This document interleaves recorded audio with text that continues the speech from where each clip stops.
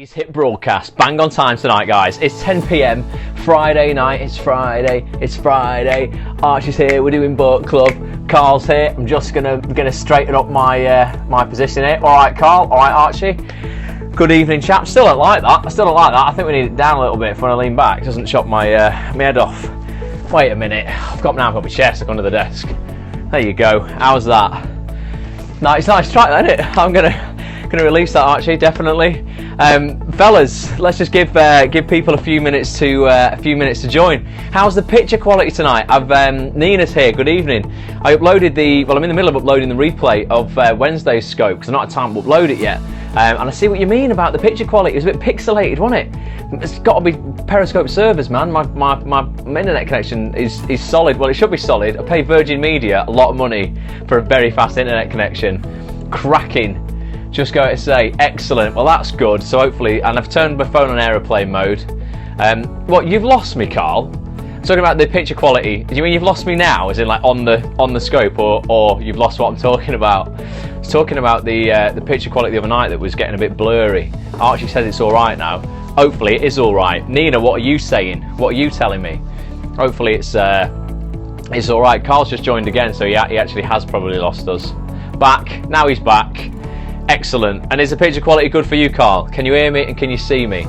Tonight, ambitious, right? We're being ambitious tonight. Tonight, we're learning all about decision, but we're learning all about decision through the American Revolution. All right. What are people saying here now? Yep, loud and clear. All good, excellent. Sometimes I can get this to sort of reflect on my computer screen so I can see it better.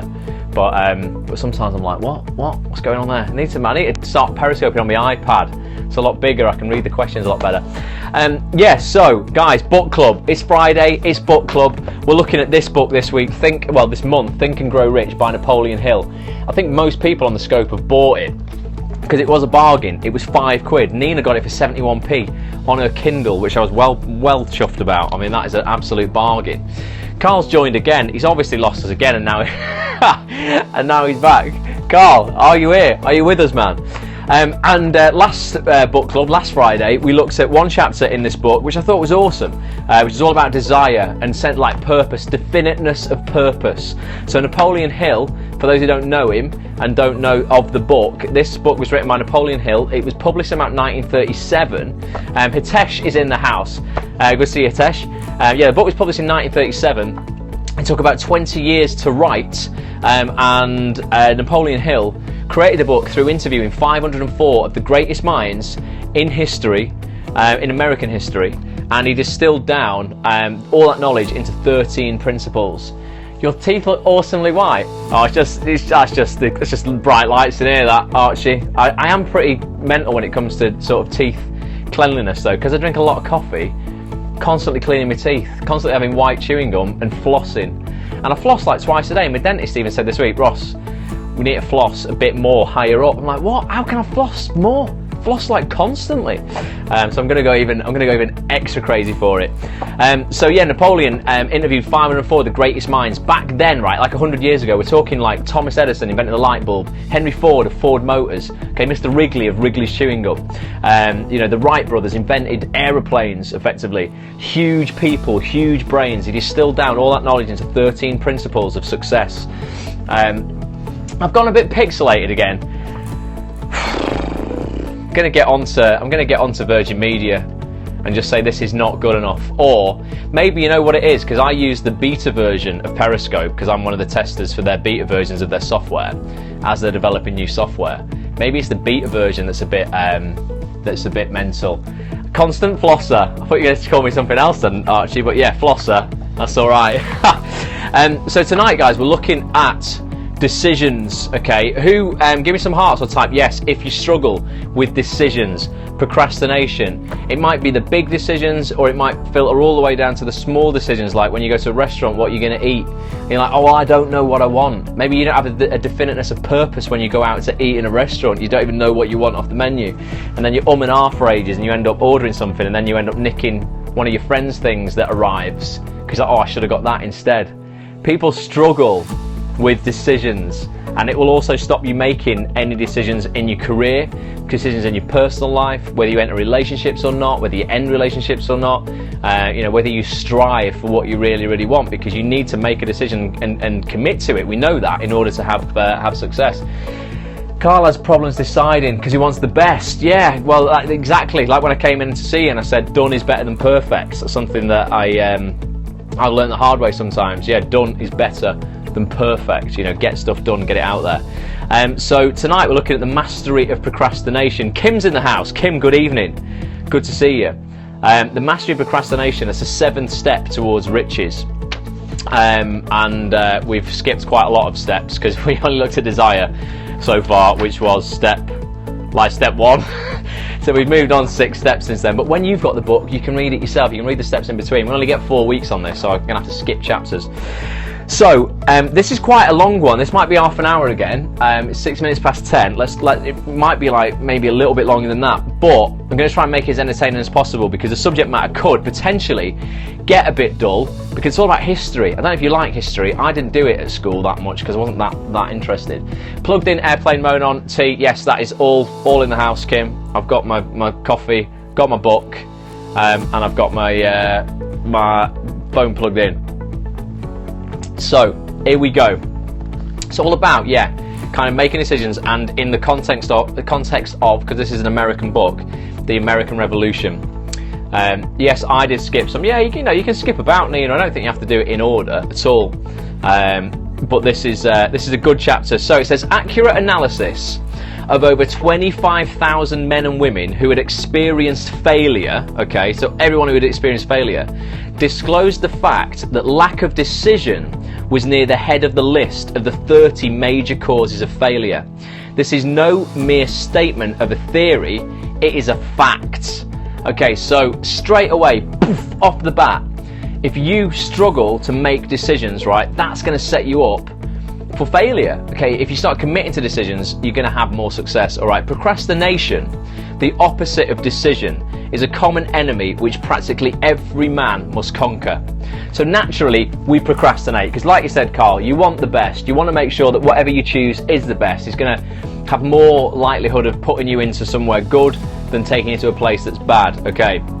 You will have an opportunity to test your capacity to reach quick and definite decisions when you finish reading this book and are ready to begin putting into action the principles which it describes. So what do I always bang on about, literally, to everybody when they go, oh, I don't know what to do? Well, it's like, you know what, you need to take action. Some action, doesn't matter whether you think it's right or wrong, just take action on what it is that you want. And if you take enough action, you take massive action on what you want. It's a big part of Bulletproof Actor, Unstoppable Confidence, Infinite Success, all about taking action. You can't help but get good results because you're taking loads of action, okay? Now, analysis of several hundred people who had accumulated fortunes well beyond the $1 million mark, okay, disclosed the fact that every one of them had the habit of reaching decisions promptly and of changing these decisions slowly. Okay, if and when they were changed. People who fail to accumulate money or wealth or whatever it is that you're after, okay, without exception, have the habit of reaching decisions, if at all, very slowly, and of changing these decisions quickly and often. So basically the habits of a successful person is to make decisions quickly, stick to them. If you're going to change them slowly over time. Habits of people who fail a lot are to make decisions very slowly, so to procrastinate, and then change their decisions very, very quickly. And there's a number of reasons why we change our decisions. So it says one of Henry Ford of Ford Motor Cars, most outstanding qualities in his habit of reaching decisions quickly and definitely, and changing them slowly. Okay, this quality is so pronounced in Mr. Ford that it has given him the reputation of being obstinate. It was this quality which prompted Mr. Ford to continue to manufacture his famous Model T, the world's ugliest car, when all of his advisors and many of the purchasers of the car were urging him to change it. So everyone was going, Henry, mate, bloody hell, this car looks terrible. It's the ugliest car in the world. And he was like, listen, man, this is Henry Ford modern speak. Listen, mate, I've made my decision.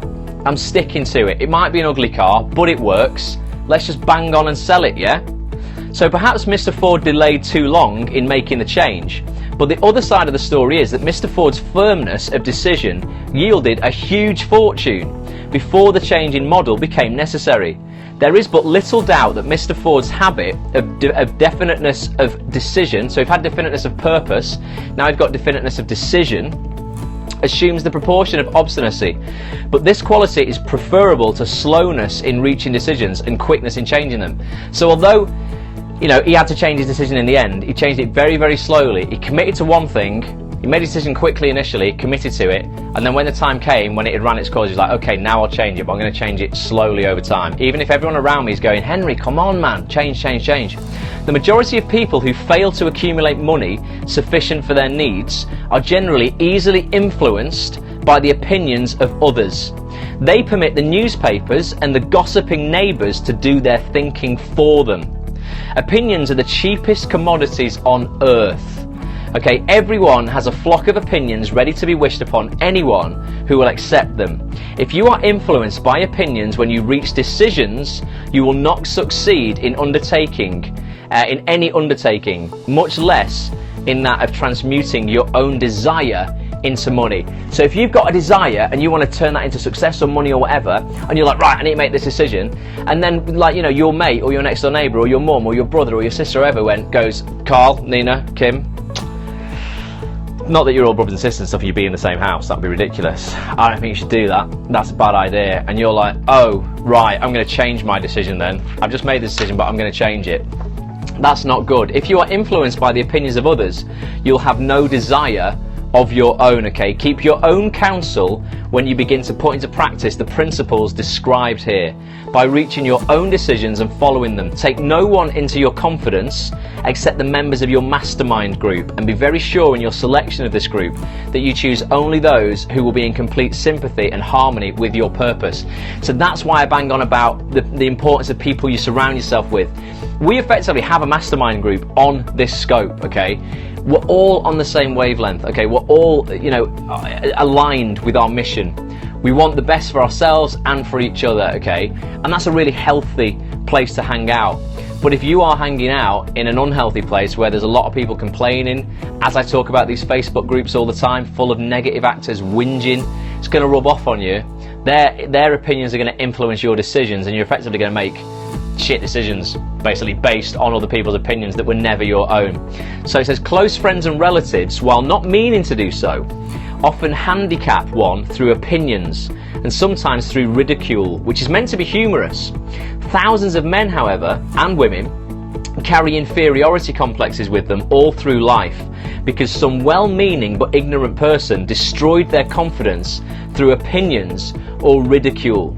You have a brain and mind of your own. Use it and reach your own decisions. If you need facts or information from other people to enable you to reach decisions, as you probably will in many instances, acquire these facts or secure the information you need quietly without disclosing your purpose. So maybe you need to know a piece of information in order to write to someone or get someone's details or whatever it is. So say you needed a casting director's details and they're a great casting director, really big, cast the best stuff, and you went, Ross, have you got casting director's details?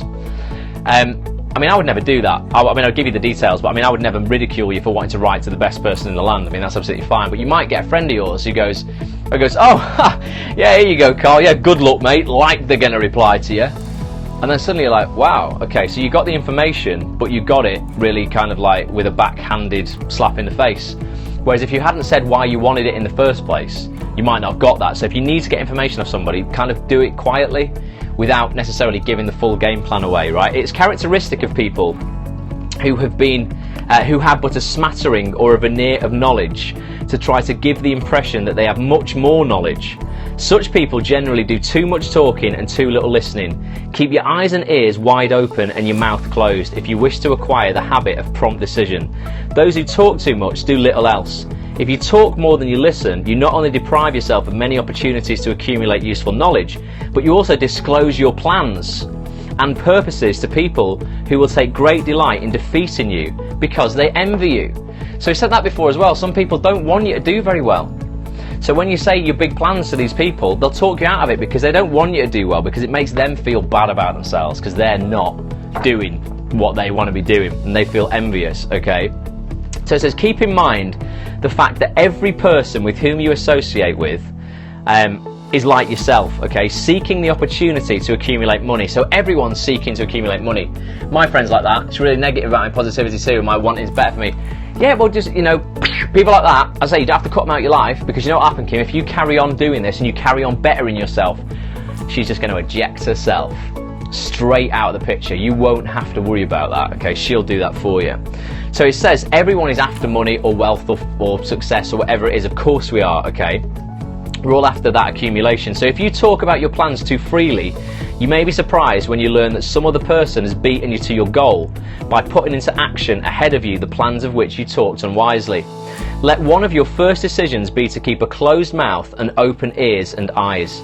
As a reminder to yourself to follow this advice, it will be helpful if you copy the following epigram in large letters and place it where you will see it daily. So like your Bulletproof Actor certificate, that if you're doing the Bulletproof Actor Unstoppable Confidence and Fitness Success course, this thing on the back here that I want you to frame and put up so you can see it every day, okay? Oh, you were studying about in Bulletproof Actor all about the people you surround yourself with. It's great, Kim. It's so true. Napoleon wants you to put this up on your wall, and the quote is this: tell the world what you intend to do, but first show it. What page, Carl? Talking about, you've already framed it, Carl. You've already framed it, man. And the page we're looking at the moment of the book is 112. Where it says, tell the world what you intend to do, but first show it. This is the equivalent of saying that deeds and not words are what count most. Now, I'm going to upload to the Scope replay this. I've done it for you. So you can download a PDF of this, frame it, and stick it up somewhere where you're going to see it every day. Tell the world what you intend to do, but first show it, alright?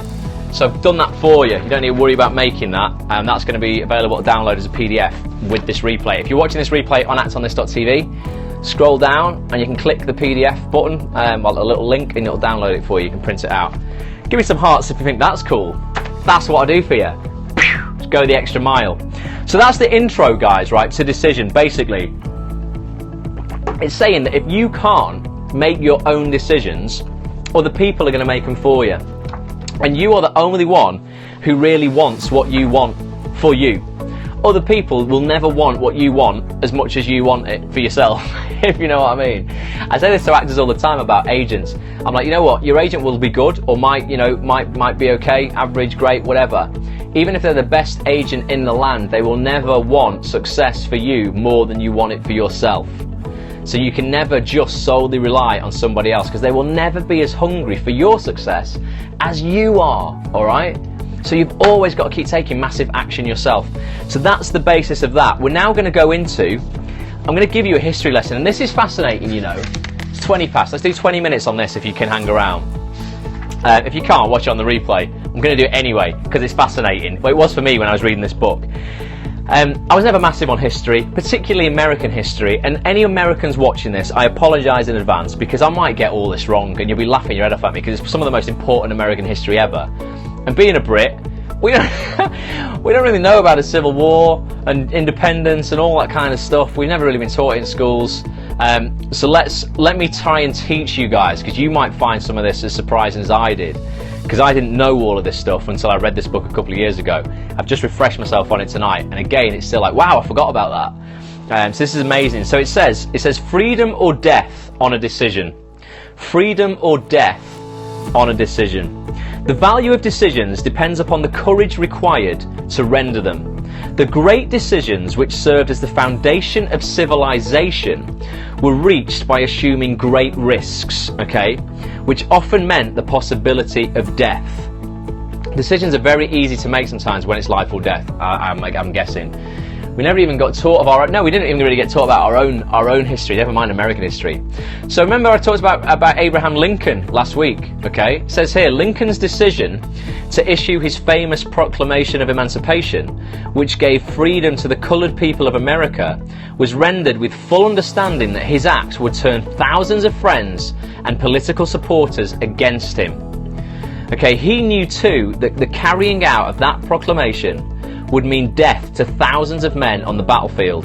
In the end, It cost Lincoln his life himself, okay, because he got assassinated, but that required courage. So that decision he made, he knew what the consequences could have been, but he had the courage to commit to it effectively. He didn't get you know, floundered by his neighbour going, "Don't do that, Abraham, mate. You don't want to do that, pal. That's going to end in trouble, innit?" Whereas you might, okay? He was making a decision that literally he knew could kill him, okay, yet he still committed to it. But the greatest decision of all time, as far as any American citizen is concerned, was reached in Philadelphia on July the 4th, 1776. July the 4th, Independence Day. Does anybody know, own up here, does anybody know, as a UK citizen, what Independence Day actually is celebrating for Americans? The history of it, what it was, how it came about, what it even is. Do you even understand what Independence Day is? I'm fascinated before I tell you, because I'll hold my hands up. 2 years ago, I had no idea. I'd wish people happy Independence Day, happy July the 4th. No, I had no idea, Carl, either. Literally no clue. So you will find this really interesting, guys, right? This is, honestly, it's absolutely fascinating. I just knew nothing about it and how involved we were, the British, in July the 4th, in Independence Day. I knew Independence Day as the film with Will Smith. It's a bit different, isn't it? It's not this. So, let me teach you about it, okay? No one else is owning up to whether they know about it or not. I'm presuming, let's have a look. I think it was the day they gained independence from Britain. It was, absolutely. But there was a lot that went into that. There was I nearly swore then. There was a S-load of stuff that went into that before it happened. So, this is the greatest decision literally ever made for America. That took them to independence and effectively created the country that they are today. Luckily, they're still our friends, which is all good. So it says, we read the history of the revolution and falsely imagine that George Washington was the father of America, right? It says our country here, but it's not our country, is it? The father of America, okay? That it was he who won freedom, while the truth is Washington was only an accessory after the fact, because victory for his armies had been ensured long before Lord Cornwall is surrendered. So Lord Cornwall was a British general who was fighting in the American Revolution, effectively. So Lord Cornwall ended up having to fight the Americans. The British ended up fighting the Americans in somewhere called Yorktown. That was one of the last fights where America won, and after that, we kind of decided, all right, you can have America back. But we're going to look a little bit more into how that came about, okay? So it says, this is not intended to rob Washington of any of the glory he so richly merited. His purpose, rather, is to give greater attention to the astounding power that was the real cause of his victory. It's nothing short of tragedy that the writers of history have missed entirely even the slightest reference to the irresistible power which gave birth and freedom to the nation destined to set up new standards of independence for all the peoples of the earth. I say in tragedy because it is the self-same power which must be used by every individual who surmounts the difficulties of life and forces life to pay them the price asked. So everyone thinks George Washington took this army to war, beat the British. The British lay down their weapons and go, okay, America, have America back. You can be independent. Okay, everyone thinks George Washington, great guy. There you go. However, we're going to learn about the decisions by a few incredibly brave men behind the scenes that led to George Washington even being in that position where he could enable that to happen, okay? And this is the stuff that you don't learn about in the history books. So it says, let us briefly review the events which gave birth to this power. The story begins with an incident in Boston in March the 5th, 1770, quite a while ago. British soldiers were patrolling the streets by their presence openly threatening the citizens, okay? British troops on the streets of Boston. America's citizens were getting pretty pissed off. I'm going to put it into simple terms for everybody because it helps me understand it as well. The colonists, so the Americans, resented armed men marching in their midst. Okay, they began to express their resentment, openly throwing stones at the marching soldiers until the commanding officer gave orders, "Fix bayonets, charge!" I don't know if he had that kind of accent or whether he had an American accent. He was British though. I don't know what we spoke like back then. But he said, "Get your knives on the end of your guns, boys. Go and stab them." Hard nipples for you. Good to see you in the house. I have no idea who you are. Interesting username. We're talking about the American Revolution. Maybe with that username you're not going to be interested. Excellent. Okay, so that's funny, isn't it? So the soldiers fixed their bayonets, guys, and they went and kicked off on these people in Boston, the Americans in Boston, throwing stones, all right? The battle was on. It resulted in the death and injury of many, okay? The incident aroused such resentment that the Provincial Assembly, made up of prominent colonists, so prominent American people, called a meeting for the purpose of taking definite action. Now, two of the members of that assembly were John Hancock. Remember these names, dead important. John Hancock and Samuel Adams, okay? And they spoke up courageously and declared that a move must be made to eject all British soldiers from Boston. So they went, boys, we've had enough of this crap. These British guys knocking around. Let's all get loads of influential American people together, and we're going to put a notion into practice to get them out of Boston. Okay, so it says, remember this decision in the minds of two men. Okay, those two men were Samuel Adams and John Hancock. Okay, they were the ones who decided to get these people together. So in the minds of two men, that might be properly called, you know, the beginning of the freedom of the United States. Okay, so that one decision that they made then to go, let's get these boys out of Boston, right? Remember too that the decision of these two men called for faith and courage, because it was dangerous. So when you're making decisions, you've got to have courage. John Hancock is the reason a signature in the US is called a Hancock.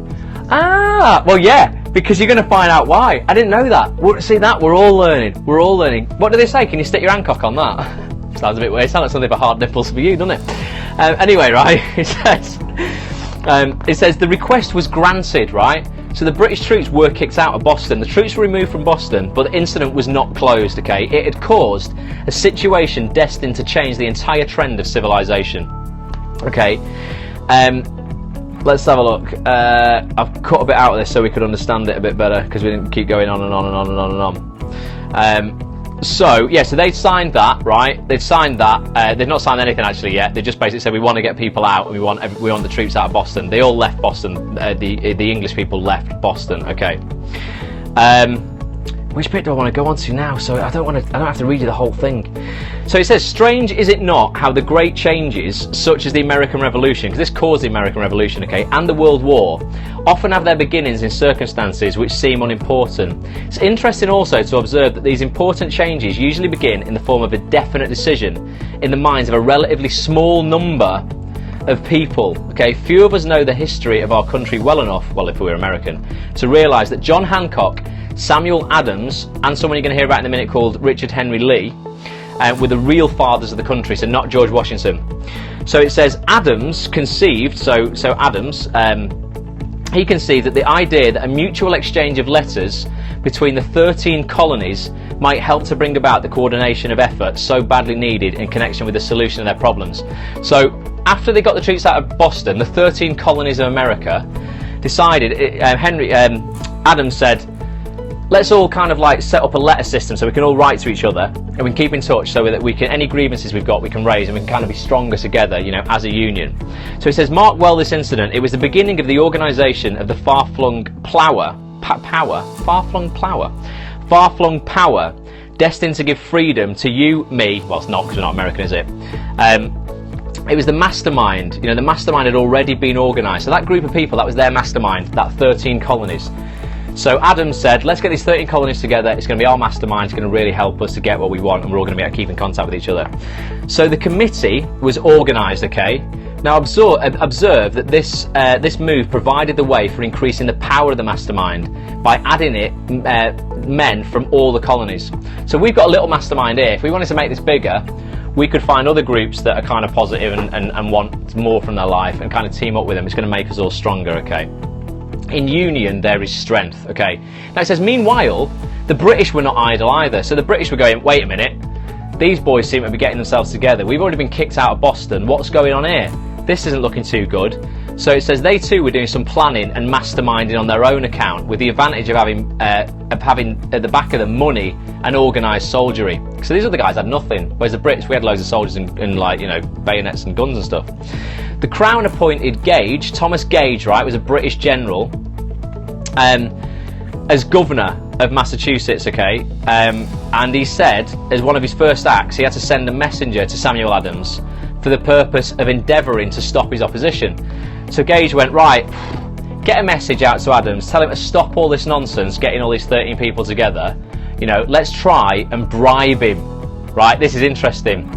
So it says, we can best understand the spirit of what happened by quoting the conversation between Colonel Fenton, who was the messenger for Thomas Gage, and Adams. So Colonel Fenton says, look, I've been authorised by Governor Gage to assure you, Mr. Adams, that the Governor has been empowered to confer upon you such benefits as would be satisfactory. So basically going, mate, I'm going to give you loads of bribes if you do as I say, upon the conditions that you engage to cease in your opposition to the measures of the government. It's the Governor's advice to you, sir, not to incur the further displeasure of His Majesty.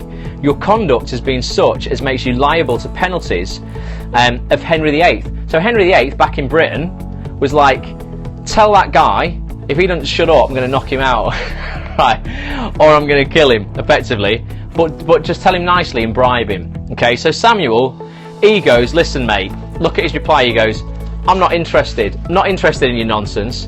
He says, you can tell your governor that I trust, I have long since made my peace with the King of Kings. So I don't need to make peace with King Henry. I've made peace with King of Kings, right, with God. No personal consideration shall induce me to abandon the righteous cause of my country. And tell Governor Gage, it is the advice of Samuel Adams to him, no longer to insult the feelings of an exasperated people. So he basically goes, listen, Gage, shove it up your backside, mate, not interested, I'm going to carry on, okay? Now, when Governor Gage received this reply back, he flew into a rage. He went mental, okay? He then wrote, in oldie worldly language, I do hereby, in His Majesty's name, offer and promise His most gracious pardon to all persons who shall forthwith lay down their arms and return to the duties of peaceable subjects, excepting only from the benefit of such pardon Samuel Adams and John Hancock, whose offences are too flagitious. F-L-A-G-I-T-I-O-U-S. I don't know what it means, but it means too much, right? A nature to admit. So he went, right, okay, if Hancock and Adams aren't playing ball, I'm going to put a pardon out for every other person who's against me. You lay down your weapons, not bothered. You can carry on your life, but not Adams, right? Not Adams and Hancock, they're getting it, okay? So, it says, what does it say next? So, right, as one may say in modern slang, Adams and Hancock were put on the spot. The threat of the irate governor forced the two men to reach another decision. So they had a decision to make really quickly again, equally as dangerous as the first one initially, to try and get these people out of Boston. They hurriedly called a secret meeting of their staunchest followers. So here the mastermind began to take on momentum. So their mastermind probably was smaller now, but was more, was stronger because they were also aligned to their mission. After the meeting had been called to order, Adams locked the door, placed the key in his pocket, and informed all present that it was imperative that a Congress of the colonists be organised, and that no man should leave the room until the decision for such a Congress had been made. Remember this date, okay? It's more important than July the 4th. That was on September the 5th, 1774 was the date that this Congress was organised for, okay? They decided that they would all get together. It was going to be held in Philadelphia, okay? So it says, if there had been no decision to hold a Congress, there would have been no signing of the Declaration of Independence, okay? Before the first meeting of the new Congress, another leader in a different section of the country was deep in the throes of publishing a summary view of the rights of British America, Thomas Jefferson. You might have heard of Thomas Jefferson. So he, equally as Adams and Hancock, was in a different part of America doing a very similar thing. So we had Adams and Hancock in this part of America after Boston, organising all this stuff, going, right, we want to get the Brits out. And then in a different part of the country, we had Jefferson doing a similar thing, okay? Now they decided that they were going to team up, okay? They were going to team up together. So again, the mastermind is getting stronger and stronger, okay?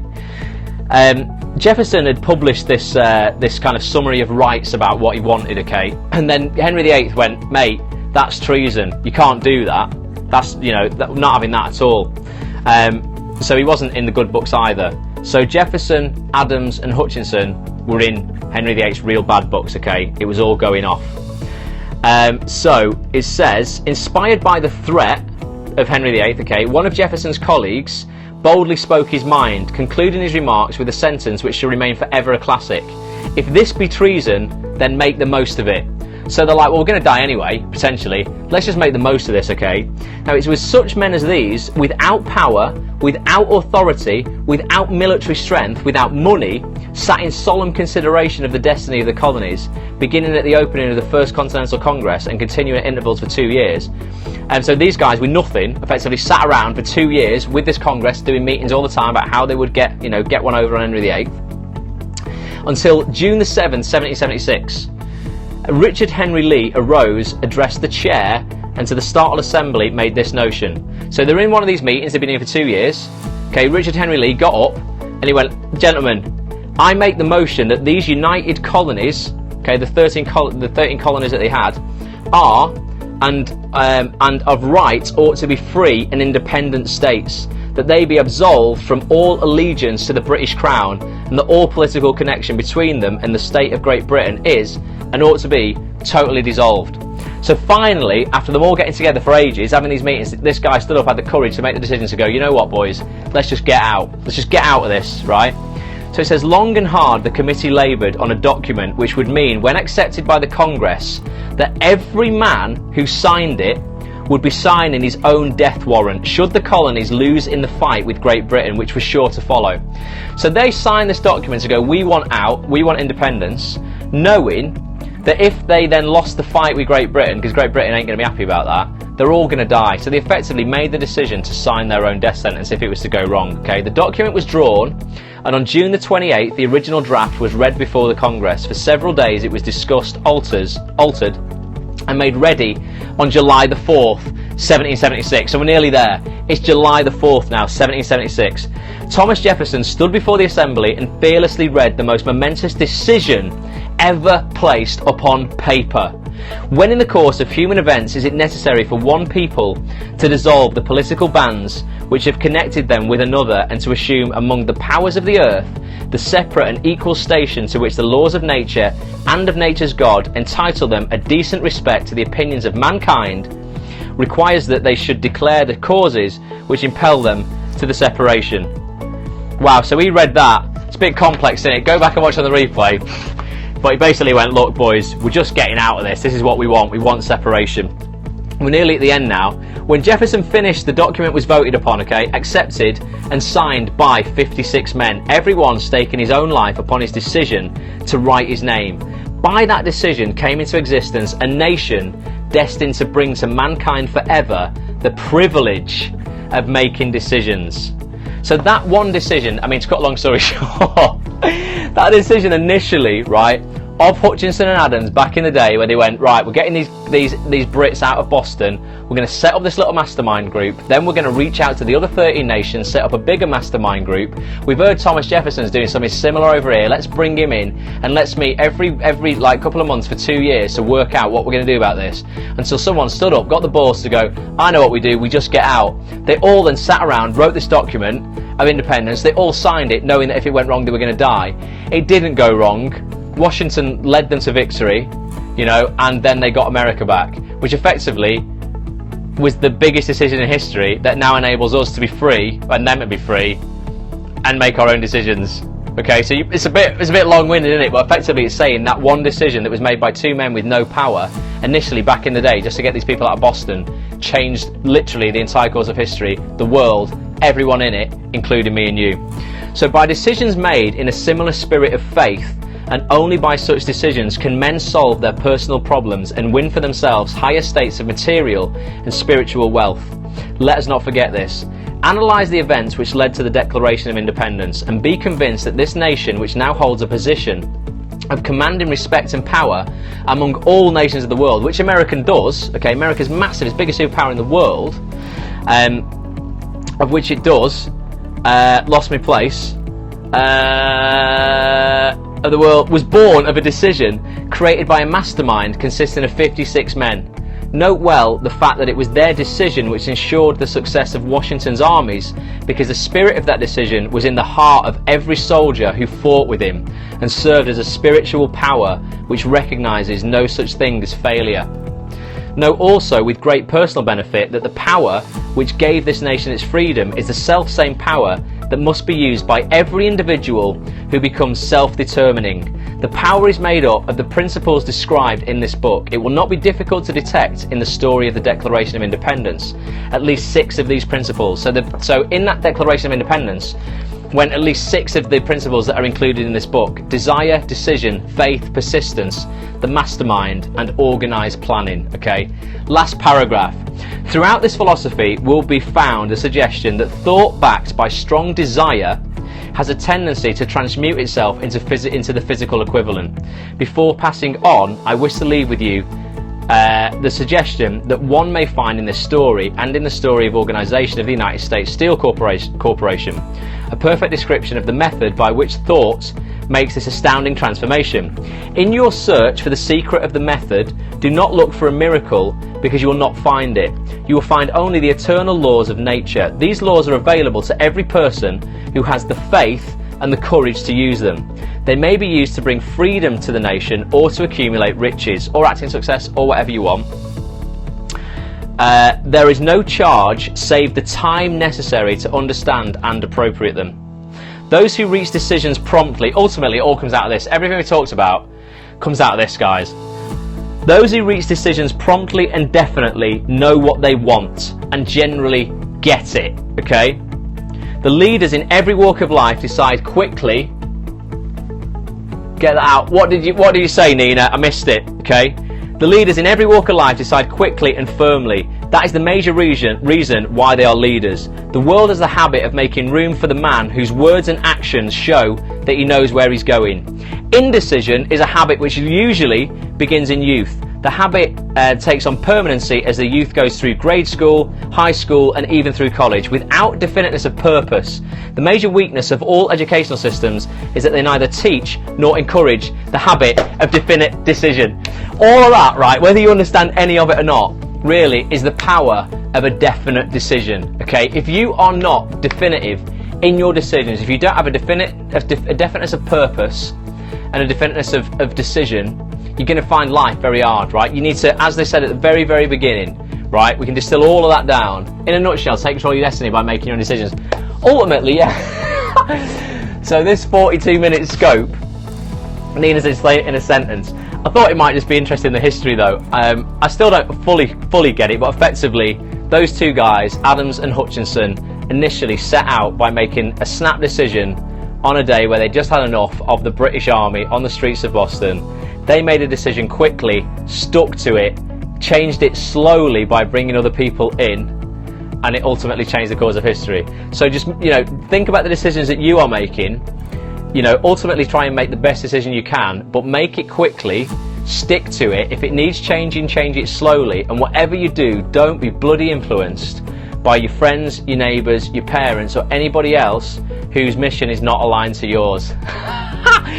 It's a long one, isn't it? That was like dead complex and everything, and you probably didn't understand any of it, but ultimately if you watch the first 2 minutes and the last 2 minutes, you're going to get it all anyway. I think the show Turn Washington Spies is about this. It's a good show. Oh right, okay. I didn't know anything about that, but I thought it was just an interesting little bit of history that I never learned. So every time we wish people happy Independence Day, we're effectively saying, well done for beating us, well done for killing the Brits, excellent work. And I didn't know that, so maybe I'm not going to tweet anybody happy Independence Day. Just kidding, not bitter. And so that was decision making, guys. Before we go, let's just choose a topic for next week's book club, which hopefully will be a lot easier to understand than this week's. But it is interesting. You will get it. If you go back and watch it, you do kind of get it. I know I was jumping all about that because I didn't want to read you the whole thing, but if you get the book and just read it slowly, you can understand it a lot better. But ultimately, like I say, the lesson is to make your decisions quickly, change them slowly, and don't be influenced by other idiots around you. So, what about persistence? It's a good one, isn't it? Nina, listen, it's Friday night, right? Just stay up and party with us. It's fine. Don't fold the cover. That does Kim's head in. So we've got persistence, power of the mastermind, which other ones look good? Faith, imagination, the subconscious mind. Might be a bit complex, that. What about persistence? Persistence, I reckon persistence or faith, or the power of the mastermind, because that's effectively what we've got going on here. Persistence or power of the mastermind. Carl's going for power of the mastermind. What else does anybody want? Speak now, make a decision, stick to it, and don't change it slowly, and don't be influenced by Carl. He said power. That doesn't power of the mastermind. That doesn't mean you have to. Persistence. I already read it. Persistence, never give up. There you go. There you go. Nina's just distilled that chapter down for us completely. Nina, have you read Power of the Mastermind or what? Hopefully you haven't. Or you're banned, basically. I'm kicking you out of the mastermind for being too advanced and getting ahead of the group. Power all the way for Carl. Let's do Power of the Mastermind then.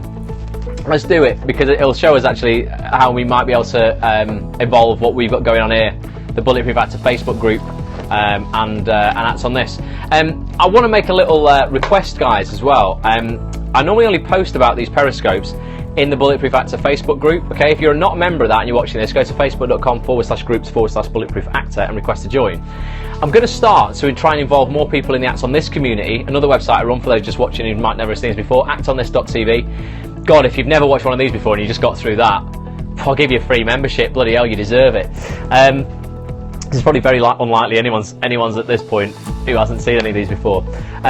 Yeah, I want to try and get people more involved there. So I started posting it in the forums on Acts on This, in the Psychology and Success forum in Acts on This. If you could kind of reply to that, maybe reply to what you've got out of the scope. I know tonight's been a complex one. It's going to get the group a bit more buzzing in the Acts on This forums, and it's going to help people understand kind of what we do, as opposed to only the people in the Facebook group, because not everyone's only like 150 people in the Facebook group. There's like 1,500 people on Acts on This, so I want to try and get people across to the Facebook group and more involved in the scopes as well. And I'm going to start doing blabs as well, where people can get on and speak. So if it's all a bit too much for you, Nina, you can just get on and you can actually speak. You can go, shut up, Ross. Basically, the story is just make your own decisions, stick to them. So we're going to start doing that as well. Guys, Monday, Bulletproof Actor, Unstoppable Confidence, the pre-launch starts. I'm going to start sending out some pre-launch content. It's going to be one video on Monday, one video on Wednesday, a video on Saturday, and the course launches next Monday. Okay, I would so appreciate it if you retweeted the videos. The blabs are awesome, Carl. It's another app, Blab. Look it up and download it on your phone, but it's like Periscope, but you all get to chat, you all get to talk for real. Please retweet the videos. It's free training, basically, kind of like a really distilled down but slightly different lesson as one of the lessons that you get in Bulletproof Actor. It's like a simplified version of it that I split across 3 videos, 20 minutes each, that I'm sending out to people so they understand a bit more about what we do and what I am. Halfway through Unit 3, awesome, Kim. It gets so good. In Unit 4, that's where the power is. In Unit 5, it just takes it to another level. It's awesome. You have, Carl, really appreciate you been retweeting. But yeah, please help me spread these videos. I'm going to be emailing everybody on the Acts on This email list, on the Bulletproof Actor email list. People who've already bought it, if you're not part of the Acts on This list, you won't get the videos because it will exclude you because you already bought it, and I don't want to bombard people who already bought it saying buy it because people are going to get annoyed. But check out my Twitter, at Ross A. Grant, at Bulletproof Act, or at Act on This TV, and you'll see the videos there as well. But let's just try and spread the word. Seriously, I appreciate your help so much, but the more you can help me get the word out there, the more courses I can create, the more we can put into it, the more I can invest in it, and the better it is for everybody. As it says in there, there is, what does it say about uniting? More power. We have more power the more united we are. So let's get the word out there, and let's try and empower as many actors as we can this year, and genuinely change people's lives across the globe. It's a dream of mine, and it could start happening very, very soon. Thank you so much. Have a fantastic weekend. Let me know what you want to talk about on Monday if you've got any ideas. Are you planning more units? Totally, Kim. Yeah, I mean, the Unstoppable Confidence on Infinite Success is one product. If I add any units to that, those who already bought it will get those for free. They'll just get access to those anyway. That is a really quite concise course, though, that takes you through a very specific journey, and it all gets tied up. If at any point you're like, where's this going? Don't worry. It all gets tied up. There will be no loose ends by the end of it. You will know exactly what you've got to do, and you'll be bulletproof. Trust me, you really will. I've been so specific with what I put in there. Pleasure, Archie. There will be other courses. I want to do one on productivity, without a doubt. I'm doing a live broadcast with Dan Hubbard, top casting director, on Tuesday night as well, 6:30 p.m. Get yourself over to actonthis.tv to register for that. You'll see that in the blog section. You can click a button and you can get yourself down for that. I'm back on it. I guess you mean not knack on it, Carl. Back on it on Monday, loving it, as you know. Yeah, no, honestly, mate, I really appreciate your enthusiasm for it. It's awesome to see, and I really hope it's making a difference for you. But there will definitely be more bulletproof courses looking at various different things, but definitely goal setting and productivity. Goal setting will be a separate one, productivity will be a separate one, and then from there on out, you know, anything that people want, really, anything to do with personal development, you know, kind of getting more done, being more successful, the science behind success. None of the stuff I do is external motivation. It's all science-backed internal motivation that's going to help you sustain it. You're not just going to be motivated for a day and then all those things that were bothering you that you can't control in your head come back the day after, and then you're back to square one. It's all about getting rid of all that stuff, as you'll see in the video series that goes out on Monday. So until then, as I say, have a fantastic weekend. Please help me get the word out on Monday when these go out. Thanks so much for your patience and for watching. And I hope now you know a little bit more about America and American history. So when you go over there, you know,